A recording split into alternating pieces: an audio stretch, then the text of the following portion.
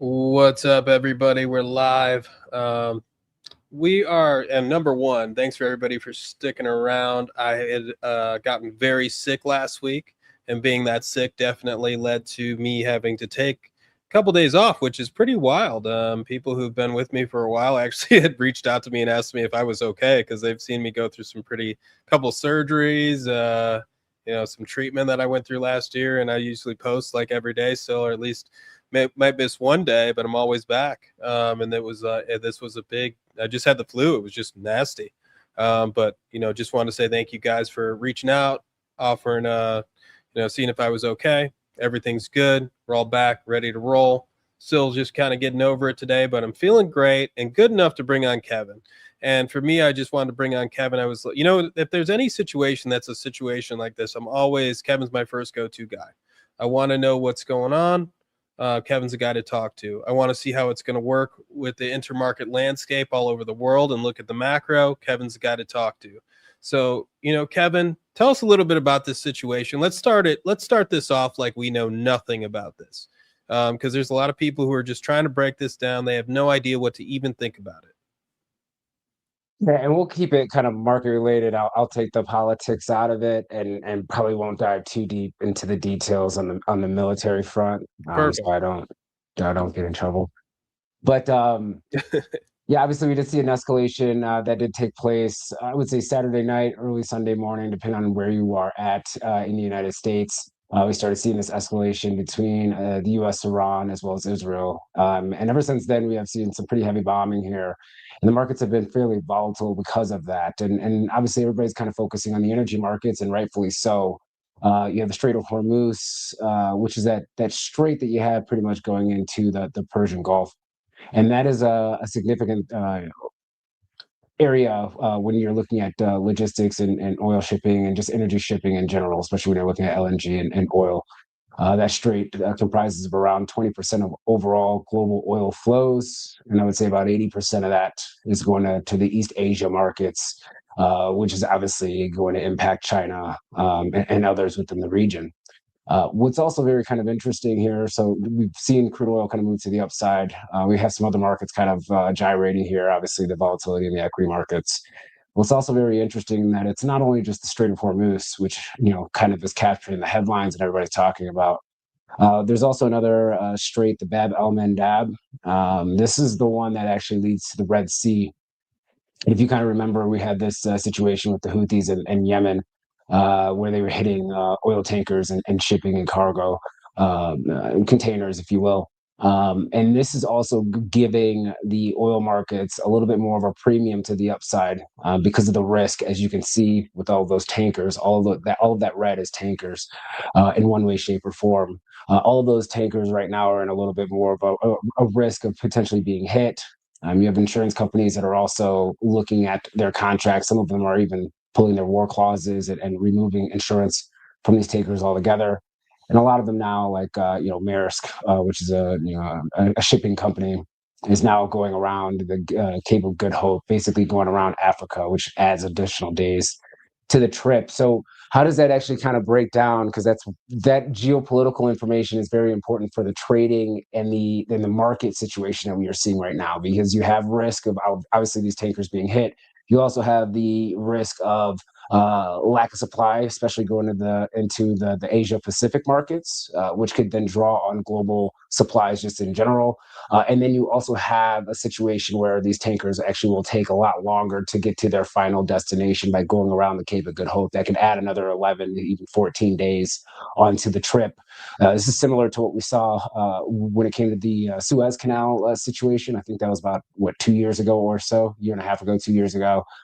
And that's why we are seeing the oil markets kind of move to the upside. Now, when you're kind of looking at the different breakdown between Brent and WTI, they trade pretty much in tandem for the most part. But if you're looking at the byproducts, that's where you are seeing kind of this interesting divergence, right? So you have the situation where heavy sour crude, which is really kind of the concern in the market, which is leveraged in and heavier byproducts like diesel, those prices, diesel moved up like 14% today, right? Where gasoline did catch a little bit of a bump, but not as much because we have, WTI here, we also have oil flows coming from Canada. So a very interesting kind of setup that we have from a geopolitical standpoint and how it's impacting the markets. And we're just trying to navigate this. And I think you don't take the first day as that's it.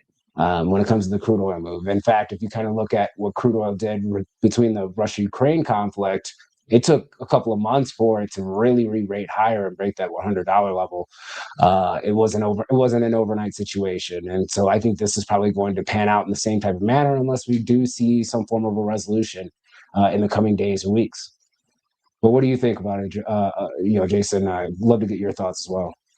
Yeah, I mean, for me, it's just I continue to look at the situation from the lens of history, just kind of watching it now. If we're looking at it just from market perspective, let's just start there first before we dive into some real wild stuff. But just from a market perspective, just kind of understanding the fact of where we're at currently, and something that I think the market's just been seeing built.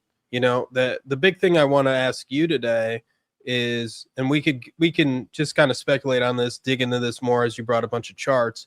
But do we think this is a sustainable move? And this is one thing you're very good at, Kevin, which is, if we look at something like natural gas, I can say probably I can count on 3 years probably at this point, or at least three different big trades in natural gas where we've seen the natural gas front month price move. Everybody gets very excited about it. Kevin will get on, tell everybody that that's not the time for natural gas. Everybody gets very upset with Kevin, and then Kevin's usually right. So Kevin studies the shape of the futures markets and curves similar to what I do, but Kevin's got a real good feel for that and a more short-term time frame than I do. So, Kevin, do you think this move in energy, oil, the geopolitical tensions, do we think that premium's already built into the price? Or do we think this is going to continue to build? Because we have to remember, you did come on the show recently. So I've been a little bit more bullish on oil and stuff for a little bit longer than probably even I should have. Kevin did get on not too long ago and also say that he had a bullish thesis looking at it as well, which was a different viewpoint than Kevin had for a while. And so, do we think that this makeup currently is sustainable and we can have the oil price, the energy price keep moving from a fundamental perspective? Yeah, so I mean that's a really good question. I think you have to look at several different layers in order to kind of get that answer, or even just to kind of speculate, right? When we kind of talked the last time around, and we made mention around oil, a couple of different things did also kind of take place. We saw some buyers continuing to come in at around the 55 to, I want to say $57-ish level. So the repeat buyers with the potential double bottom pattern that kind of took place, the consolidation, and then you started seeing the weekly charts starting to really get a little bit more bullish. You know, the MACD cross, that's exactly when we actually talk. So whenever you see that MACD cross in the weekly is when we had the conversation. You started seeing RSI also catching higher lows, and you had everybody kind of hating it. So those are kind of the ingredients that you need in order for it to kind of ramp up. The market always tries to price in seasonality factors ahead of time. So, seasonally, right now is where you actually see a little bit more stronger fundamentals for the oil markets. Usually, once we start to convert from winter blend gasoline over to summer blend gasoline, summer blend provides a little bit more of a premium. You also have the retooling. And what was also taking place, we were seeing, consolidation and a little bit of a bid when it came to oil.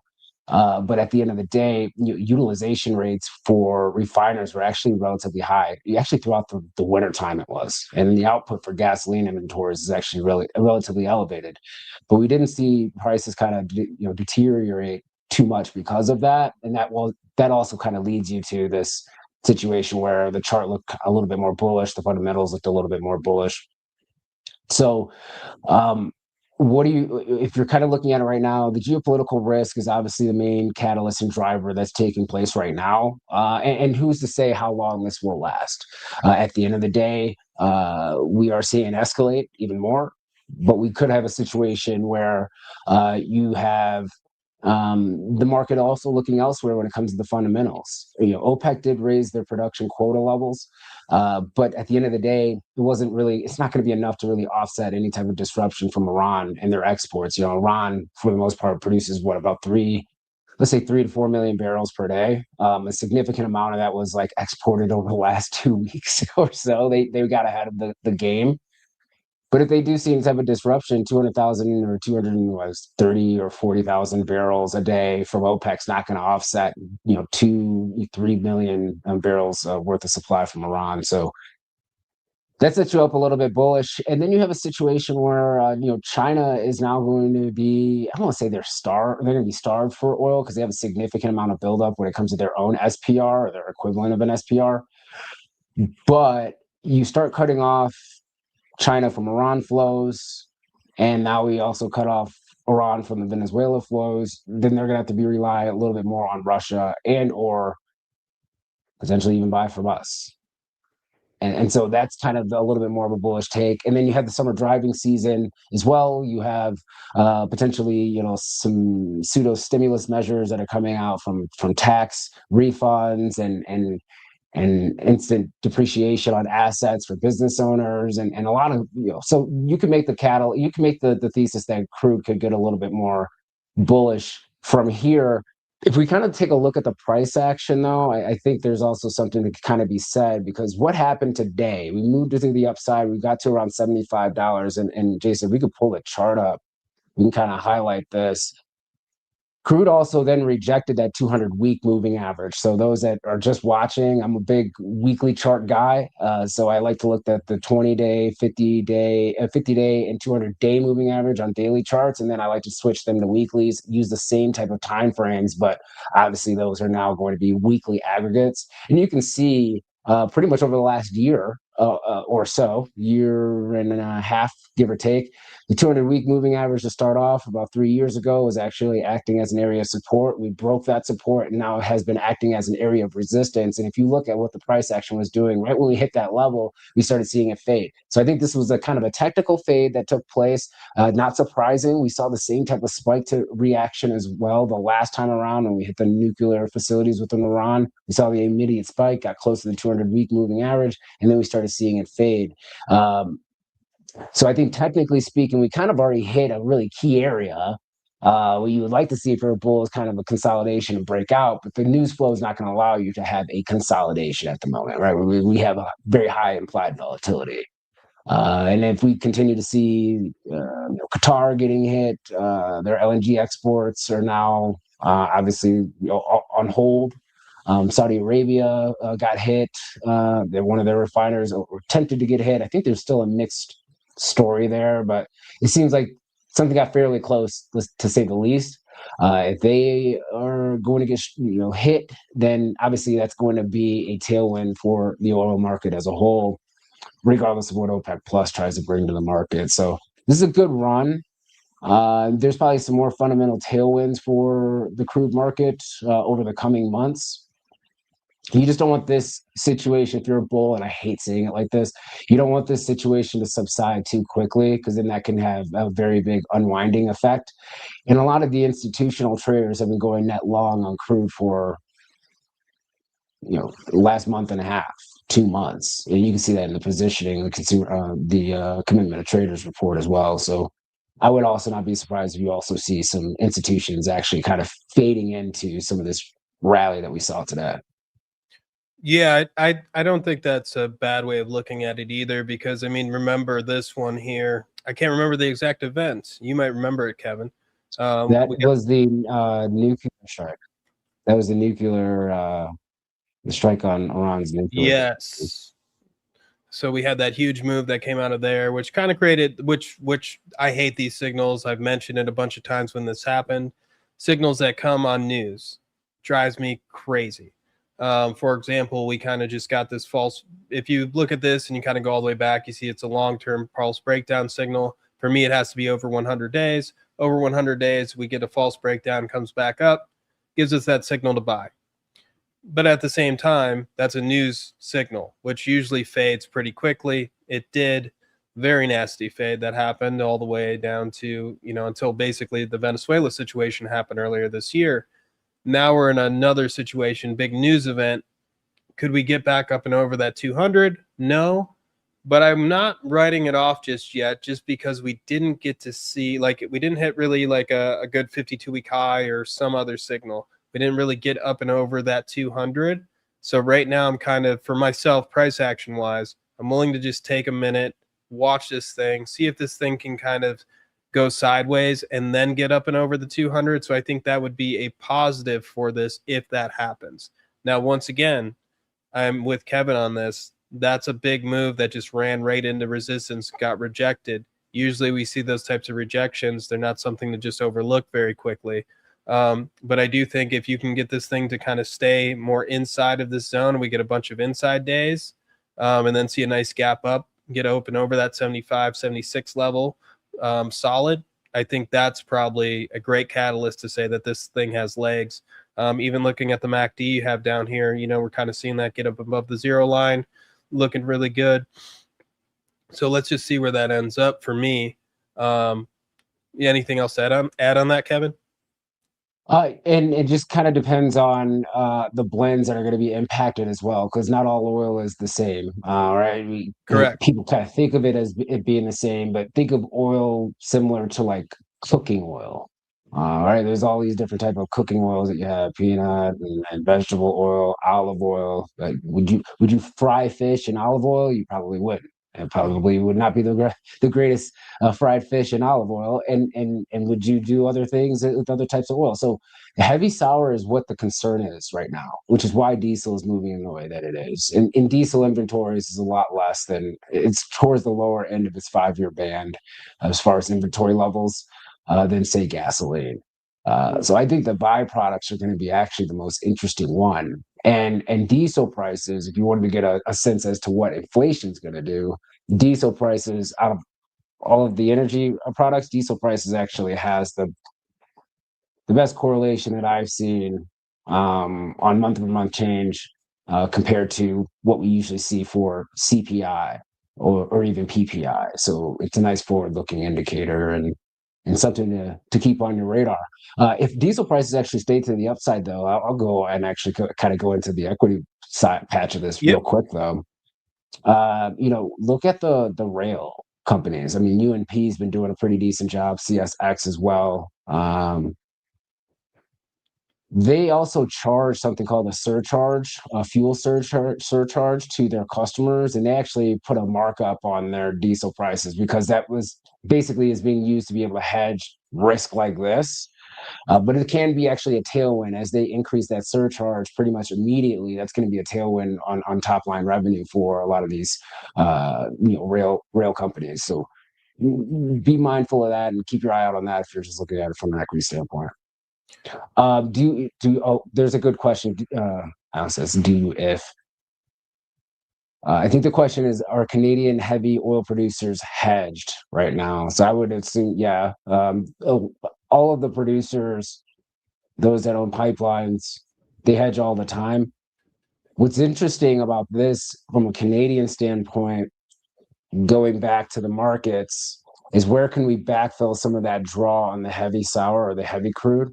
Let's say that we're not able to get as much from Saudi Arabia because of these logistics issues, or it's going to take a little bit more time.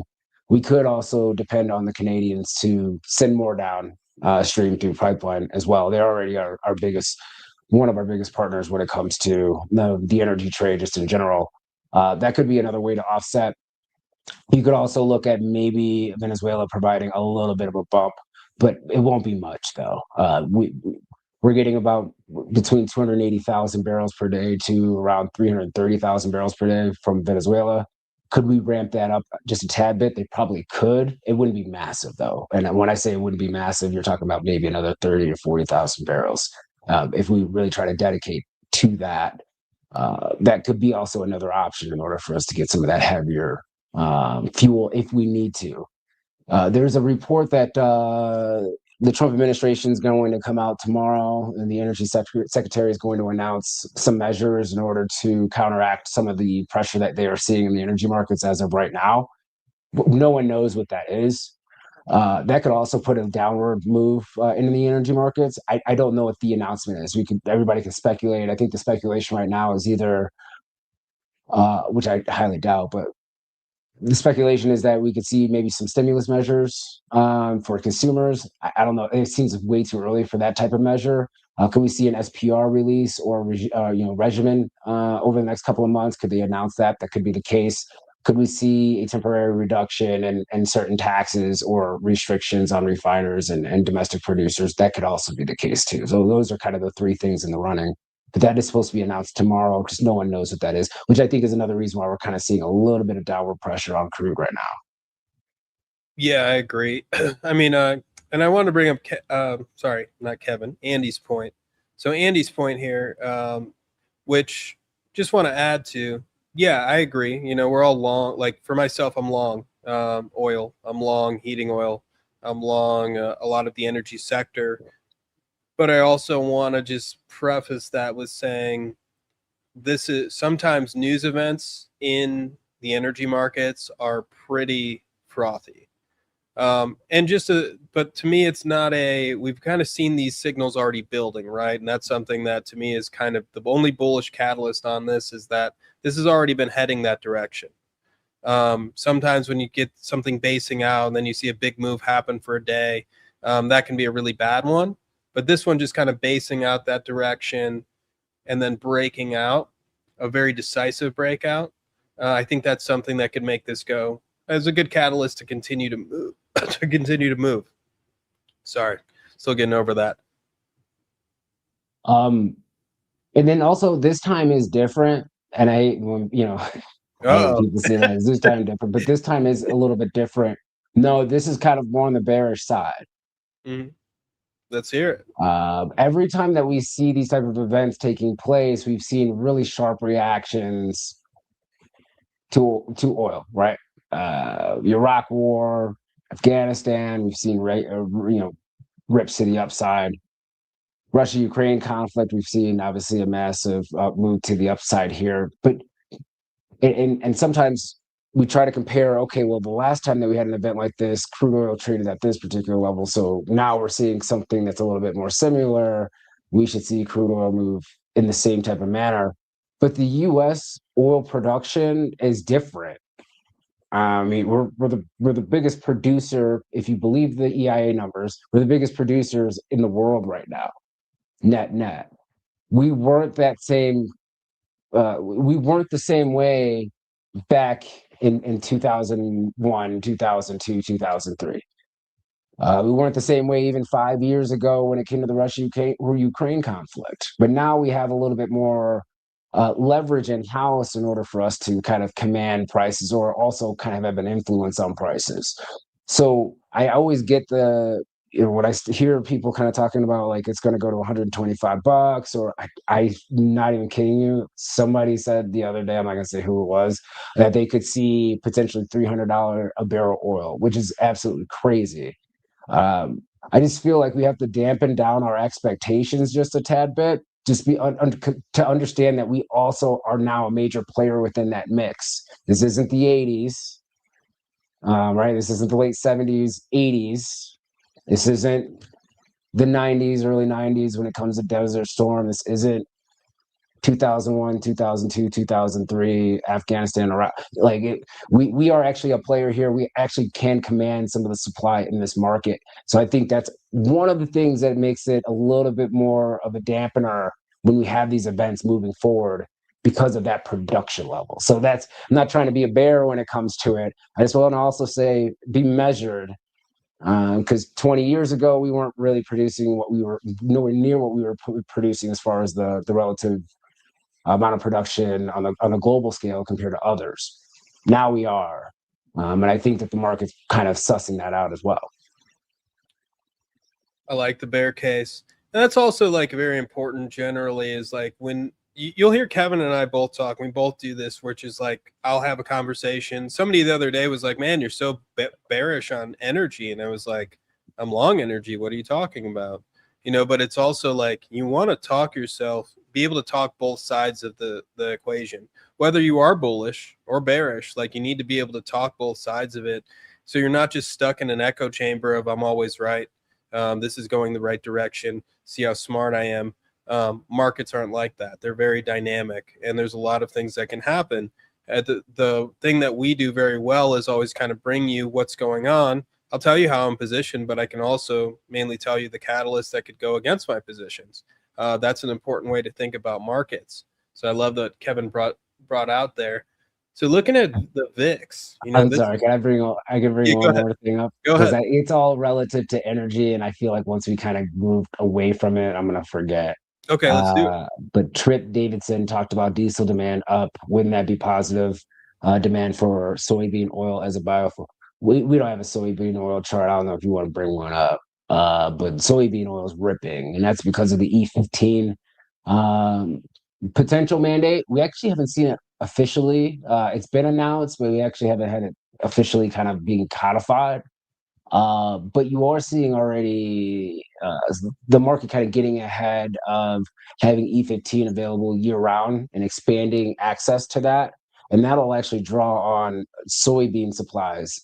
So you will see a little bit of an adjustment or a different mix there, where soybean oil now is going to be comparable, is going to really see a major draw over the next couple of years because of these new rules that are going to be going into place. Market's already been pricing that in. You have crushing operations in Argentina as well. That continue to have labor disputes, and that's also pushing prices to the upside.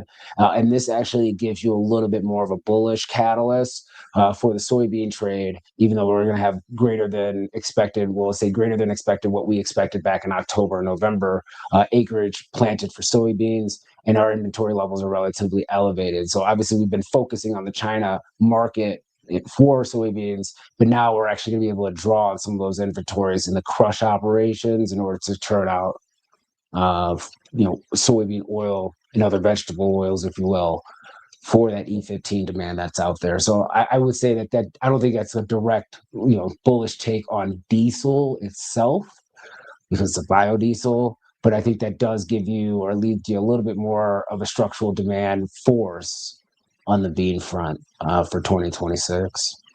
Yep. No, I agree. I had Yeah. a buddy who actually converted a BMW to run on fryer grease from Yeah. restaurants. It was awesome. Something to think about. Random thought. Sorry about that, guys. But yeah, so he also has a question here about all the U's, energy fuels. It's U.S. Uranium producers. So I want to talk about this a little bit, Kevin, because and Trip, you can ask, just jump in there and feel free to say like, what if I'm thinking about this right? Are you asking about this because this is a U.S. company, or are you asking about this specifically? Kevin, you can go ahead and answer whatever you're thinking if you do have an opinion on this one. Yeah, so they're the largest uranium producer in the United States. Yep. Obviously, when you're looking at the fuels just in general, uranium is seeing tailwinds. There's a lot of favorability when it comes to the administration. And what's also kind of very interesting is that you are now seeing a structural supply shortage. You're not going to hear much about this. People also don't really want to ring the alarms, but there is actually a structural supply shortage that we probably will start seeing and hearing more about in 2027, 2028.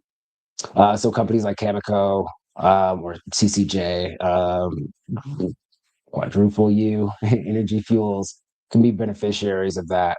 Russia used to be a very big exporter of enriched uranium that we utilize in fuel cells for nuclear reactors. They actually kind of stopped supplying us with that. I mean, there's a couple of licenses that they're still fulfilling, but they definitely have pulled back. So that's one of the levers that they have utilized against us because of the Russia-Ukraine conflict. So that probably does put a little bit more of a demand floor in for some of these other names in the uranium space, especially one that's a domestic producer or supplier, if you will. Um, I think that's more of a it's a longer term story because like fuel cells don't like deplete in like a week, right? They take years to deplete in some respects here. So if we're going to expand uh, the access, we're going to reopen some of these nuclear reactors that have been shut in and shut down. And we need fuel cells and fuel rods for them. We need to find those rods somewhere. And once again, that's going to draw on the global market. And there's not really a lot of suppliers. I mean, you've got like Kazakhstan, Canada, some operations here in the United States, and then you have Russia. So unless we kind of acquiesce to them, which anything can happen, I think if that does occur, then that's probably bearish for for a lot of these uranium names that have been running pretty aggressively here. But I think over the long term, it's not a recommendation. Over the long term, I think the writing's kind of on the wall that uranium is going to be a major, it's going to be a major item within the mix within the United States energy uh, resources. It already is, but it's going to take a bigger share of overall production. And then I have a question, which is a perfect question for you, Kevin, on the same subject. Would you prefer call options on physical uranium versus buying equities in uranium? I don't know. Look, I've never traded physical uranium options before, so I can't even I have not even either. talk to that. It's a new So thing. that's Yep. a good question. Yeah. Look, you trade what you know. I'm not never traded it, so I know where my lane is. And right now, the lane and the exposure that most are familiar with are the names within the URA, if you will, the ETF, and bigger names and suppliers. But if the physical market kind of is your jam, by all means, do your thing. I haven't had any exposure to that though. Yeah, the physical market for uranium, I mean, futures was always a thing, but unless you're a market maker or an actual producer, you're not trading that market. It's way too illiquid. Recently, over the last couple of years, we do have the Sprott Physical Uranium Trust. That is a thing. I've never owned it, but I do own a lot of uranium equities. Easiest way for me, just like Kevin said, I am not smart enough to navigate that space. There's a lot of names in there. A lot of them are very small, very volatile. People blow up their accounts by trading those too big all the time. So I buy the ETFs or some of the majors. So in my long-term portfolio, I'll have some of the majors. I don't really even talk about most of them much, except for to some of the subscribers if they want stock recommendations. But if, for the most part, if I was to recommend any of it, you want to be involved in it, buy the ETF. You don't have to deal with that downside risk and then earning risk that can come into play. That can be really nasty in that sector. Or not to mention, you could wake up overnight and the stock could be basically worthless. So I'd continue to just go look at the space, try to buy the biggest names in the space. If you trade the physical space and you're actually familiar with that, phenomenal. That's great. I love it. I really do. I'm not even saying that. I think that's awesome.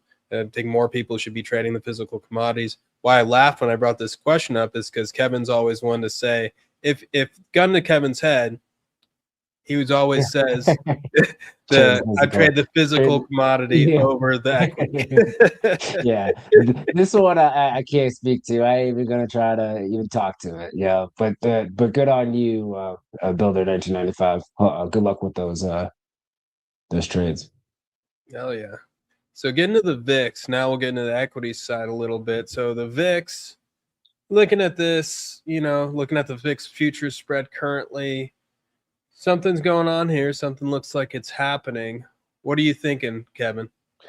Yeah, so right now, all it's really showing is that we are in a small backwardation within the VIX market. That just means that we have near term risk is being priced at a higher premium when it comes to volatility than looking out, let's say 3 months or 6 months, right? This is looking at the VIX minus the front month VIX futures. That's kind of my favorite spread. You could also look at the VIX minus VIX 3 month. That's a decent one as well. You can see these different backwardations, and what you're just looking at is if the VIX is trading higher than the front month futures contract that's pricing a little bit further dated out, that's called backwardation. Usually it's in a normal or a normal or contango market, if you will, where the VIX is trading lower than front month VIX futures for the most part until they get like really close to expiration. So this is coiling up, but I hate focusing too much on technicals when it comes to the VIX itself.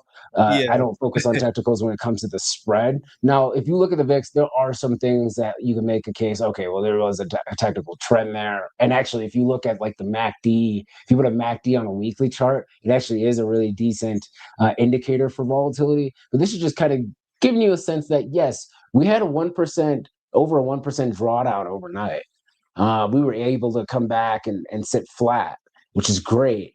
But we still have that backwardation in there. So I think we're still expected to see some volatility. And when you have these geopolitical events, obviously it's like a shoot first and ask questions later type of market.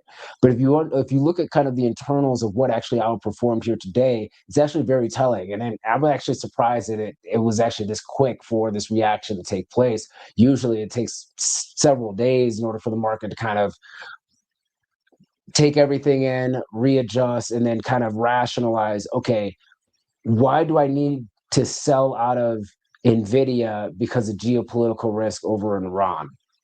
Or why am I selling out of Microsoft because of geopolitical risk events over in Iran?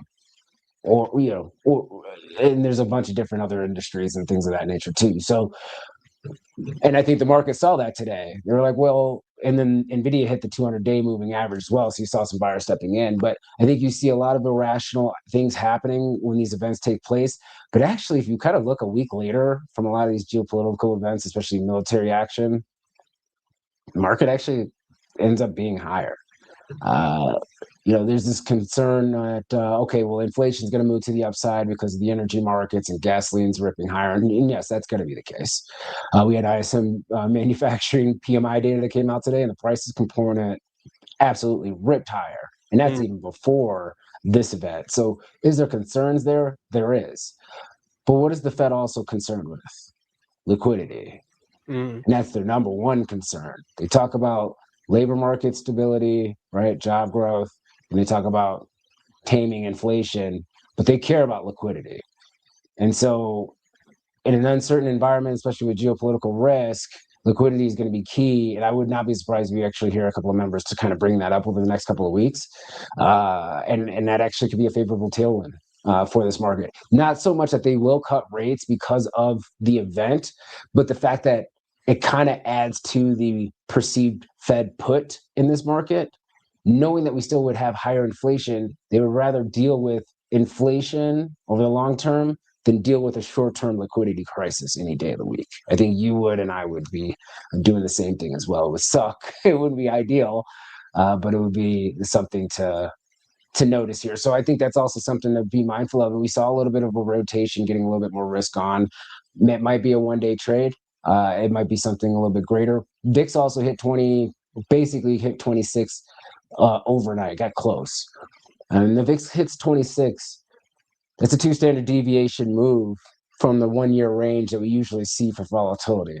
So that's also a very key event that does take place as well. We usually don't sit at 26 and re-rate higher and stay at those elevated levels. Usually once we get outside of that 2 standard deviation band, you start to see buyers kind of stepping in. And that's exactly what coincided today, where we did see the early on vol overnight and then end of the day pretty much flat. We'll see what happens for the rest of the day, but I think Bears had everything that they could as far as news events. I'm gonna be honest with you, and I would tell you the weekly chart looks horrible.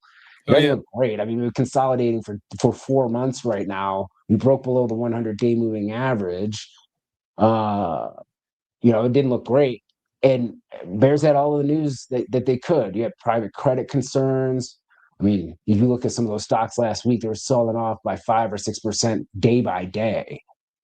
You had geopolitical risk that's in there. You got this AI is going to take everybody's job situation taking place as well. I mean, there's been a lot of ingredients in order to try to knock this market down. I'm not saying it won't happen, but it was a heck of a rally off those lows today.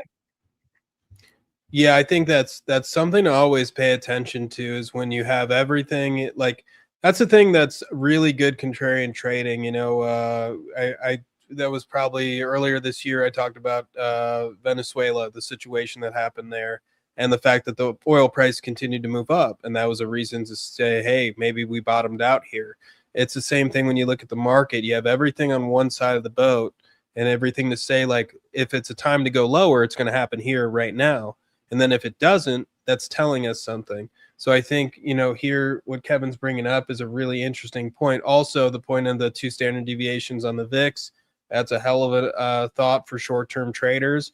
That's a really powerful system. So put some Bollinger Bands on a chart and put the VIX on the chart, and you'll see exactly what Kevin was talking about. A lot of very interesting stuff there. And so getting to copper, going through the commodities complex, which I love to do. And now we're at copper. Now this is a long-term chart, weekly chart. We're seeing these peaks and valleys. And basically here we're kind of looking at, are we looking at a pinch off? Are we looking at a possible crossover, possible breakdown? What are you thinking here, Kevin? It hit the upper end of that band. We haven't been able to kind of go and retest that upper end. Look, if you look at I get the fundamental thesis. The copper mines seems like every It's other been week there we're for hearing a new for a announcement. whole career, Kevin. Yeah, well, I mean, was it last week? Somebody announced like last week that their copper production was going to be cut in 2026 for the production levels. It wasn't by much, but they already kind of re-rated it lower, and then they came out and re-rated it lower again. Mhm. But the inventory levels themselves are actually exploding, and that's what's kind of mind-boggling when you're looking at this move.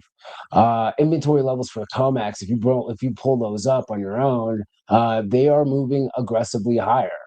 If you're looking even overseas, copper inventory levels are moving higher. There is an issue when it comes to copper mining and getting copper ore. And yes, there's the demand side of it where artificial intelligence, we're building out these data centers, but it seems like we're kind of trading, or copper's kind of disconnecting from the fundamentals, which is kind of odd because copper doesn't usually do that. And so it's an interesting one. We got close to that upper band. We try to break above it. We're starting to see the RSI starting to roll over. Actually, did make a lower high, and you are seeing potentially a rollover on that MACD. Now, this is a weekly chart, so it takes a little bit of time to develop.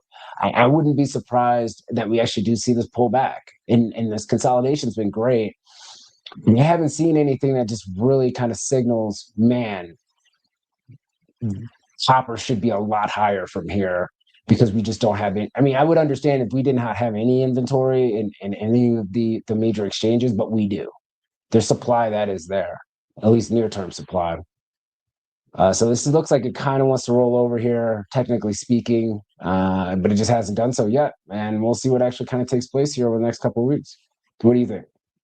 Yeah, I'm still looking at copper as in very bullish, currently. But also, I get exactly what you're saying. I was looking at that the other day. Not to mention the supply issue for copper has been a thing for literally our entire career.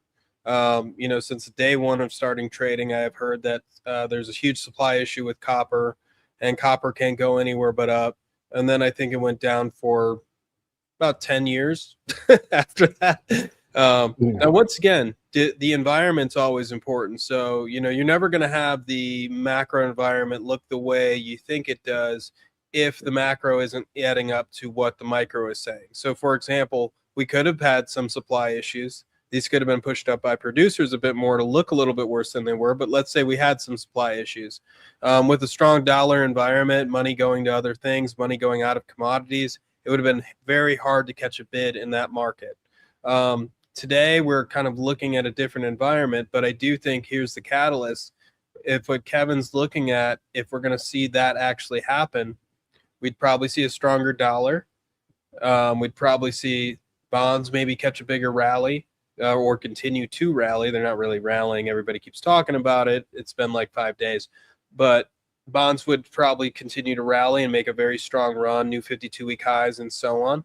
And that would be probably a scenario that I would say, okay, well, copper is probably going to start lagging here pretty soon. The current macro environment, as I'm looking at price action, not exactly the fundamentals quite as much, looks right for copper to continue to move higher. But once again, there's a lot of frothiness here that I'm seeing, Kevin, on both sides of that trade, which is this market can go one of two ways, in my opinion. And you push this off you because you'll have a great answer for this too. I'm either looking at it going, basically my dot plot, which just basically looks at inflation and growth and takes that dot plot, moves it around over time.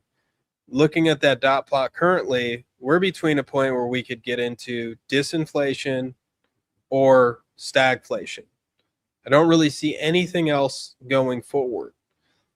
What that means and why I keep bringing up the dollar is like I need to watch the dollar very closely here. That's going to be a situation that's going to either take copper and just whack it with oil, with everything else. That's a low probability bet for me at the moment. So I'm not taking that bet by any means. I'm just saying these are things I'm looking at.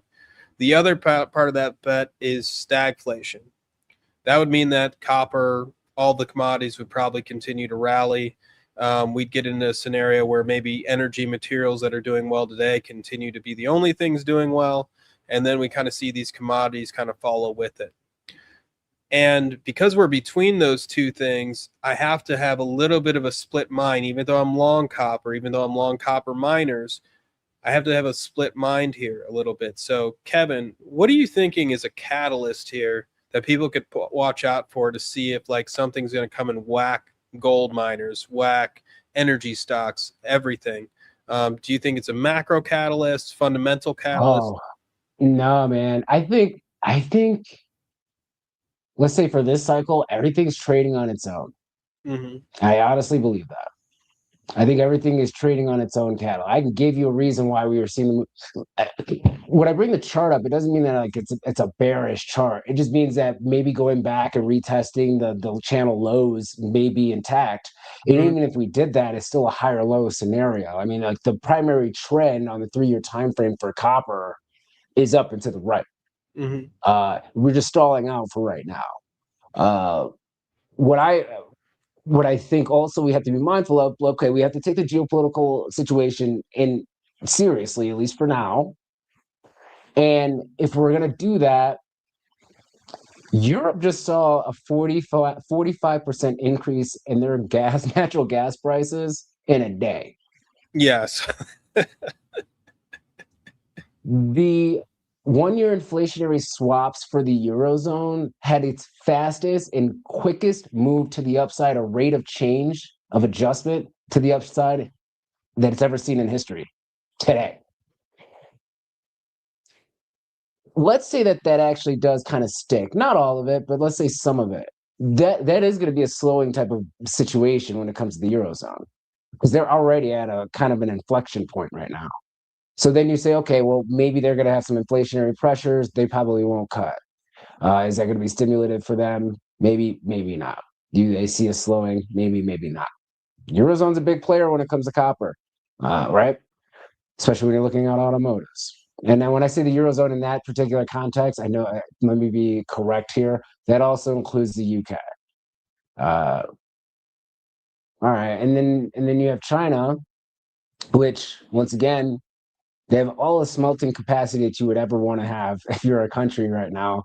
They're telling their smelters don't do anything because they can't get the copper ore. So they're already kind of constrained from a smelting operation standpoint, and they're kind of looking at the recycled market. We have inventory levels that are really elevated. I think if they wanted to draw on inventories, they probably will get it from here, or they probably will get it from other places in the market. If you're looking at what Brazil, I think is a big exporter. Even Argentina has some exports capabilities. So it just seems like the technicals are kind of the fundamentals just aren't really lining up. And then if that picture does take place in the next 3 months and we do inflation higher, I think that's just going to be bearish for copper. I don't see how that's going to be very bullish right now. That's just it. And when I say bearish, I'm just meaning that we come back and retest and keep that in check. You talked about the energy markets. Biggest concern that you have with the energy market, if you're a bull, is that this situation gets resolved like tomorrow. Yeah. Uh, you see GDP growth continuing to decelerate because the real fact is GDP growth is the slowest GDP growth that we've seen in over 2.5 years. People don't believe that, but that is actually the truth. So if GDP starts to decelerate, then that's a problem. If inflation starts to re-rate higher, especially on the services front, which we are seeing, then that is a concern as well. And I think that probably would be somewhat of a headwind when it comes to the energy market. And then also, if you have any type of blow up in this private credit that creates some type of financial crisis type of scenario, I think that would be bearish. All of those things that I just said there for the bearish thesis for energy and the bearish thesis for copper is actually going to be then tailwinds for a commodity like gold. Mm-hmm. Because gold can still thrive with the dollar being stronger. If you notice, the dollar got stronger today and people sold yields off, or basically they sold treasuries out. So it wasn't this whole big on like we're scared that the world's going to fall apart. They just sold out of treasuries and just got into dollars. Mm-hmm. And that's a normal reaction that we would see in a geopolitical event as well. So I don't think it's not the best environment for gold to continue to creep higher, but I think some of those other situations kind of offset a higher dollar in that environment, which is once again conducive for gold. Inflation being higher, and it's because of commodity prices, that's conducive for silver moving higher. So you can have a bearish case for one that leads to a bullish case for another. I think they all are trading in are a little bit more disconnected because like none of those factors are going into any of the grains. I mean, the grains are trying to do their best on moving, but there's still a lot of headwinds that are there. So I don't think this is a whole like commodity cycle, rising tides lifts all boats. But I did post yesterday, if you are a believer of the super cycle, this is kind of the catalyst to get you to that super cycle. But you would need to have this event kind of expand, especially in the European, and I won't get to the geopolitical, but you basically need to find another catalyst to get grains to move. And if they can get grains to move, then that's a solid tailwind for a super cycle. This is probably the best catalyst that you could have for one out of all of the times that you and I have been kind of having a conversation about super cycles. Yeah. That's kind of base case for me. Kevin and I also talk about it a lot, which Kevin's not a big fan of using the term super cycle. I am a fan of it, but at the same time, I do understand it always looks much different than people think. Go back to the 70s. Kevin's right. Like these things, it can be a super cycle, but that doesn't mean that you can just throw a dart at things and everything you throw a dart at is going to move. So everything will trade in its own way, and you have to take it one trade at a time. I do think it's a situation that we can turn into a rising tide lifts all boats, but you have to get to that point. And it looks like we're getting there. And like Kevin said, if there's a catalyst, it's probably currently. So I do think like we could definitely see all of these things continue to move in a big way. But once again, it's let's wait and see. We're getting to those summer months sometime soon. That could be a little bit frothy for a lot of the commodities. Then we'll get into this fall period of time, and then that can be a huge catalyst for big moves. So for me right now, it's taking the trades as they come. We have these things in uptrends. I want to stay long these things in uptrends, but I also want to be ready when they reverse, which everybody on this call should. Risk management is always the number one thing as a trader. So getting to the next thing, natural gas. So natural gas has been, Kevin, I remember we had that big move. We just talked about it. Everybody was very excited about the front month contract and going, well, I remember somebody sent me a message about, man, if Kevin's not bullish on natural gas now, he'll never be. And I was like, Kevin's usually right in these situations. I've seen it. I always catch strays when we get those cycles higher in. And it's not that like it can't happen. It's just it wasn't right. The shape of the curve tells you so much. Yeah, you got to look at the spread. Now, if the spread did not blow out in the manner that it did, I would be a little bit more concerned. Sorry, I got a little cramp here. I would be a little bit more concerned. But yeah, we are seeing it move to the downside here. And it's actually been a lot milder of a winter than a lot of people expected, outside of maybe you guys in New York that's complaining about a foot of snow. Like it's the end of the world. But Kevin's from Colorado. It's much more snowy there. Yeah. But you are seeing a breakdown. Now it's getting the lower end of the channel. Unfortunately, you're getting to the summer months. So you're at this weird time where it's not too cold. So you don't have the heating demand as much. And it's not too hot. So you don't have the cooling demand. So it's kind of then that lull period right now. But from a weekly chart standpoint, it is hitting the lower band here. I want to kind of dispel a couple of things, and then we can kind of take it from there. So over the weekend, and I've seen this actually the last couple of, I would say Thursday or Friday of last week, even Wednesday, Thursday or Friday of last week. I'm not trying to talk down people. I want people to understand, if they're new to this market, what's what. So the biggest mover that we've seen on the energy front because of this geopolitical crisis is actually liquefied natural gas. That is the biggest concern that we have. It's not so much oil. We already talked about the oil markets and why it's going to be a concern. It will be a concern if this continues. The real concern is actually liquefied natural gas, because now we have Europeans pretty much relying on Qatar and some other places, and even the United States, in order for them to get their natural gas supplies, because they're no longer getting that from Russia. Uh, Natural gas prices, or liquefied natural gas prices, let me say this, liquefied natural gas prices trades off of oil, not natural gas.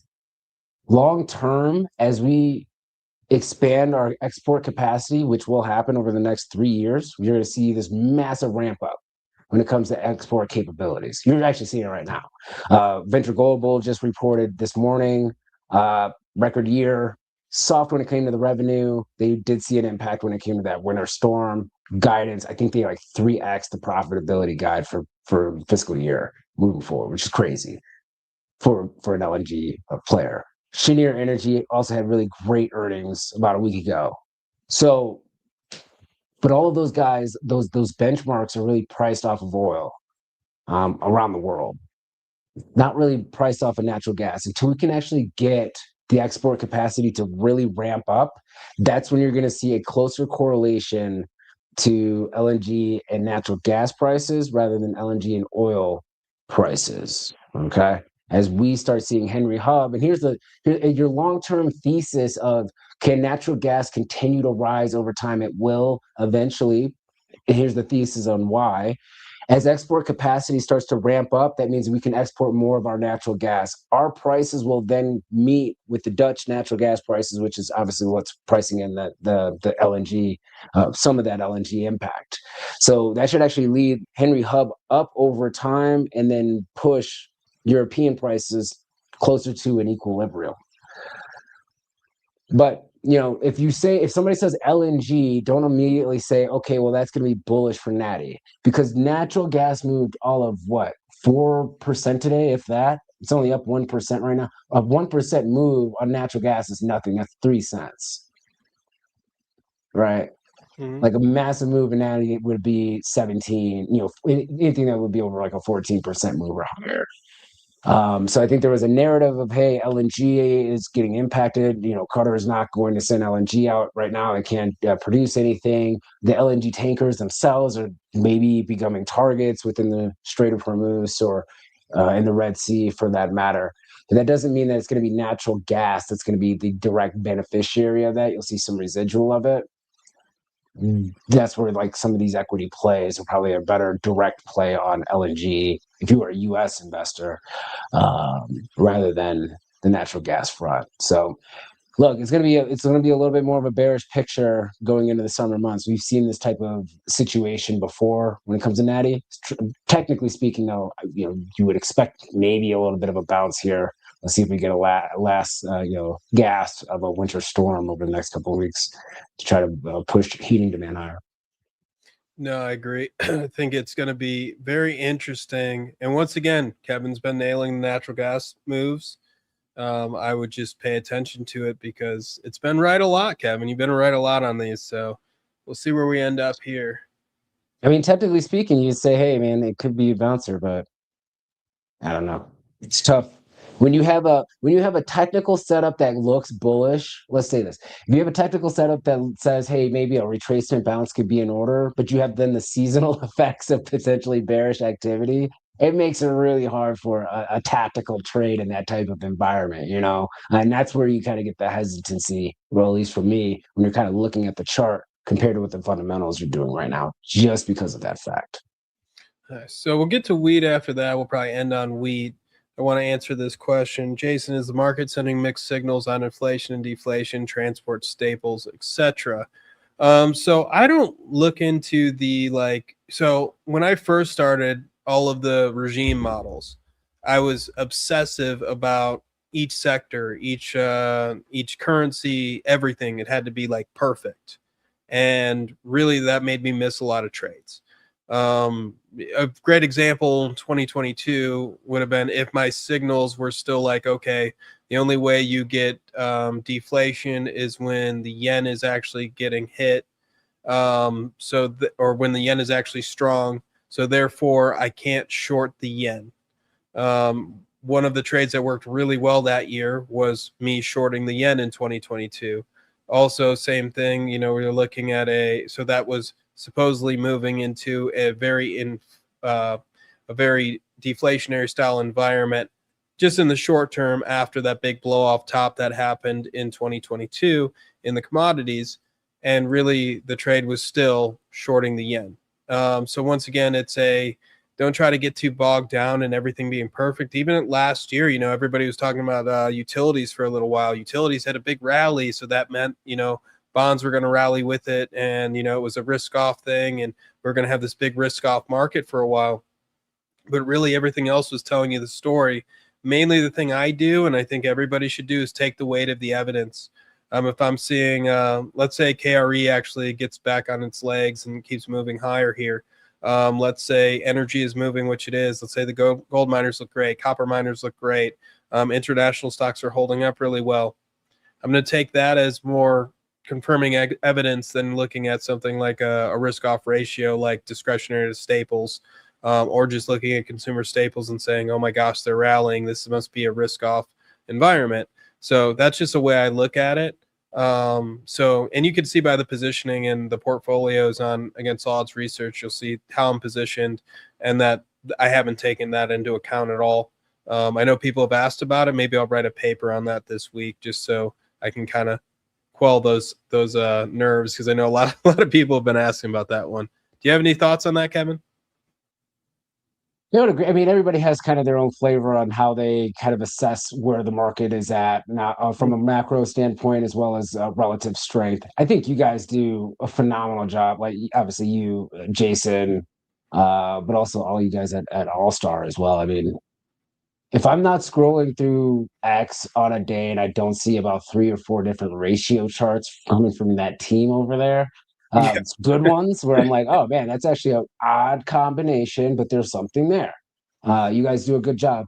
I like ratio charts in some respects. I don't get too bogged down in them though, because like you'll get in the weeds, man. Yep. You know what I'm saying? Like you'll get lost in it, and sometimes you kind of forget ratio charts are showing relative performance. It doesn't mean what is going to perform, Mm-hmm. right? Unless you're doing maybe a ratio trade. Mm-hmm. Um, but for me, my macro gauges that I use is really simple. I use ISM manufacturing, ISM services data. Very good leading indicators, especially ISM services. Inflation data is actually a really decent leading indicator. I think it leads by about 3.5 to 4 months for what we actually see in boots on ground.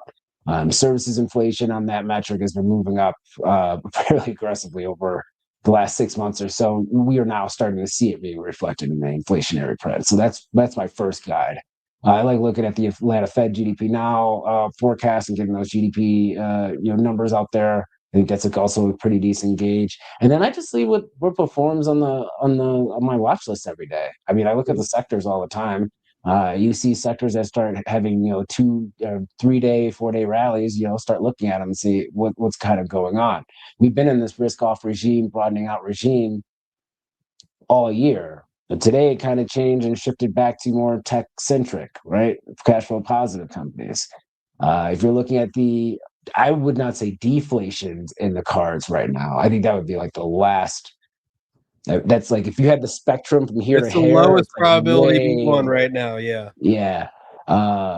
In fact, I would probably inch it up to say there's probably more stagflationary fears right now than anything.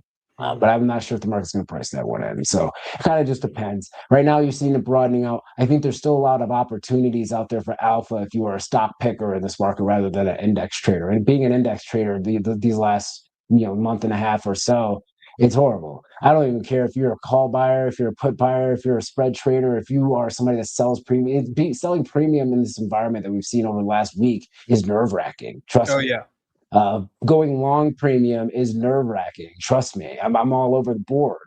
It hasn't been a great market, but I also, man, there's a lot of opportunities in some individual names, especially ones that people don't look at that much. And on the options front, a lot of the premiums are really are relatively cheap. I take this market as one, and I will move from here. The last 3 years, man, it's been one of those situations where like you get 2 or 3 guys that say, "Hey, I love this stock."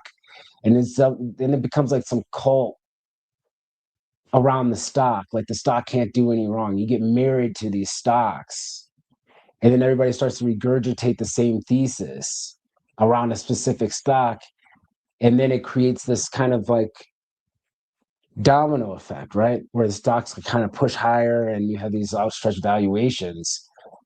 But at the end of the day, when those stocks are not actually performing and you're starting to see a broadening out of the market, it's dead. Like you don't hear anything. And I think that's actually healthy for us to kind of just reset and do your own due diligence in this market. Some of these thesis, and I'm not trying to like, spike the ball here, but some of this thesis on certain companies, you're like, well, that really doesn't make any sense. But people kept, trotting out and saying it. We had this frothy market, and now we're seeing that froth kind of come out. And you have opportunities, and it's not a recommendation, but what has been showing relative strength? Industrials have been showing relative strength. Utilities has been showing relative strength. I would say staples has been showing relative strength. That's been concentrated, and there are some staple names that have not really participated yet that are still basing and can still rip. A little bit higher. And then there's some technology stocks that might have been oversold. I mean, Microsoft, the price action has not been great, but it just hit the 200-week moving average, had a hammer candle last week, given the environment that we've been in. And you're maybe seeing a little bit of a retracement bounce higher. You can even look at like some of these private credit names like a KKR. Horrible price action last week, coming down to the 200-week moving average. It's make or break, and that's why the 200-week moving average is such a big deal. It's a make or break. You can see it on the week chart. We got on the week chart what's happening with that moving average. Major area of resistance in some respects, major area of support in some respects. So I think there's still a lot of opportunities here. I wouldn't get too hung up on the macro. Don't get too hung up on the macro though, because if you've been focusing on the macro, you've been losing trades. You've been losing opportunities. Just focus on what the price action is doing and the short-term catalysts that can drive those stocks higher. And that's exactly what's been the fuel for the fire for industrials, utilities, and what was the other one that we were just kind of talking about here? Staples. And staples, my apologies. Yeah. Good. So let's get into the grain. So, hopping into that, we're just looking at this whole complex and looking at corn. We're looking at soybeans. We're talking about soybean oil recently and how the big move has happened there.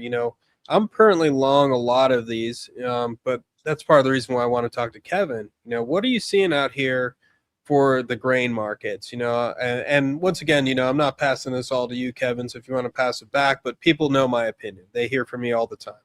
They want to hear from you. What are you thinking about wheat? What are you thinking about corn? What are you thinking about soybeans?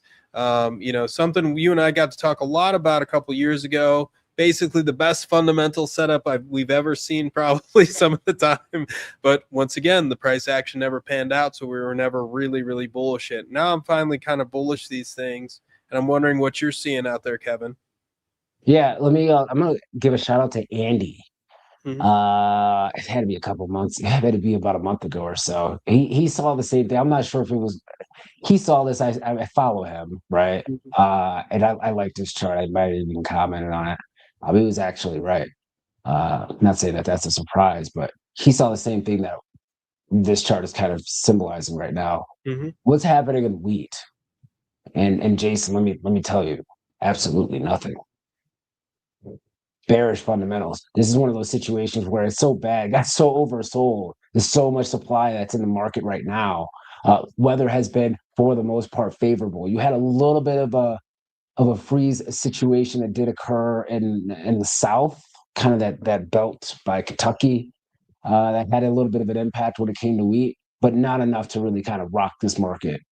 But the fundamentals continue to get bearish, more bearish, more bearish, more bearish. And the short positioning just got completely outsized.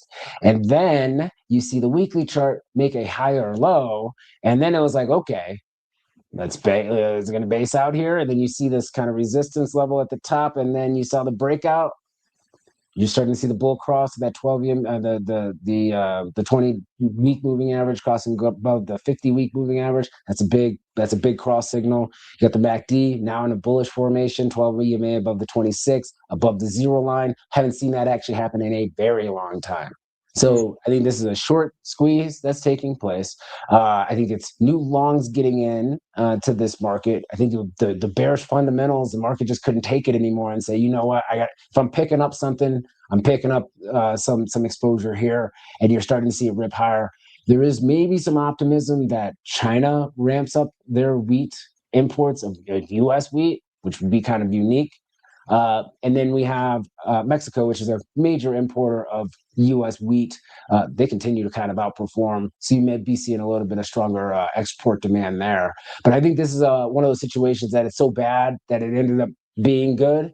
And now you are seeing a structural break higher, testing a key neckline here, getting close to that 200-week moving average. But this thing's been basing for a while. And even if you start seeing a ramp, the promised land of those highs that we see. Let me get you those numbers because I can't see that chart too well here. Even if you look at, let's say, that 740-ish level, 740 cents, it looks like it's a big deal on the chart, but it really isn't. Like, that's kind of your first major takeoff point from a major rip higher. You got to kind of zoom out on this chart. Right now it's a 3-year weekly, but if you kind of zoom out, there's a lot of space to the upside here. Now, I'm not saying that it's going to get up there, but you are seeing a higher low scenario. You are seeing a basing scenario. We're hitting the first neckline at 605. Next one's going to be 720. So I think it's so bad that the market found that it's how worse can the technicals be? I mean, how worse can the fundamentals be in this commodity, which is why it's catching a bit. Sometimes that happens, sometimes it's, the absence of anything good can make something go higher, and the positioning looks that way. Yeah, there was a slight revision to the downside when it comes to ending stocks from the USDA in the last report that they released, the WASD report. Mm-hmm. So I will say that's a little bit of a fundamental catalyst, but it wasn't like something that was kind of like, oh my God, like the world's going to completely change now, like wheat's the thing to buy. Yeah. But they did have a small re-rating, which also kind of supported this price action. Yeah, it's in a buy signal. Now, once again, Kevin's the guy to talk to about, do we think this is sustainable? And this is why I ask Kevin that question a lot. And your answer currently is probably not. But what do you think about for wheat? Yeah. No, man. I mean, like, you think the rally's making a call here. Yeah, I mean, you can see the velocity of the move because I can't make a call. I'm looking at the chart, and if I'm looking at the chart, you're saying, okay, it's been a pretty decent base.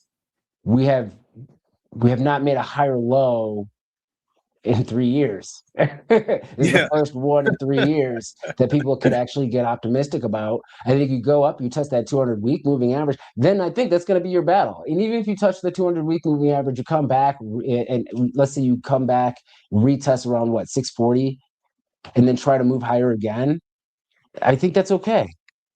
But yeah, you come up, hit say 720, come back, retest 640, and try to move higher, have a little couple and handle pattern taking place. I think that would be all right. But yeah, no, this is the market's definitely oversold.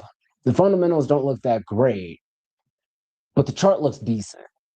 And all you need is kind of a little bit of a readjustment on the fundamental catalyst, and this thing could rip.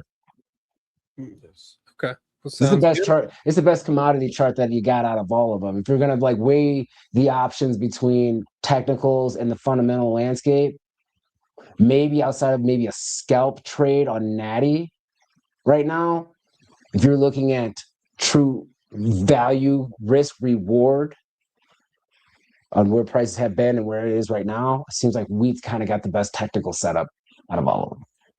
Well, good. I am long, so that means I'm a genius. So thank you, everybody, for watching the show. I held this chart for the last one just to tell everybody how smart I am. I'm just kidding. But no, thanks, Kevin. Thanks for coming on, man. As always, an absolute blast and pleasure to have you on. Guys, give Kevin a follow. KG Bull and Bear on Twitter. He's always on Schwab Network all the time. You could catch him there. Definitely check out his stuff on Twitter, and we will hopefully have Kevin back pretty soon, the next couple of weeks or few weeks or something. So All Yeah, right, we'll get guys. back onto that, man. I was taking vacations and stuff like that, so Yeah, I was just you were dead. sick, you're busy, you're traveling. So it's good to catch up. I appreciate you having me on. I hope everybody has a prosperous trading week and stay nimble out there. All right, guys. We'll see you guys soon.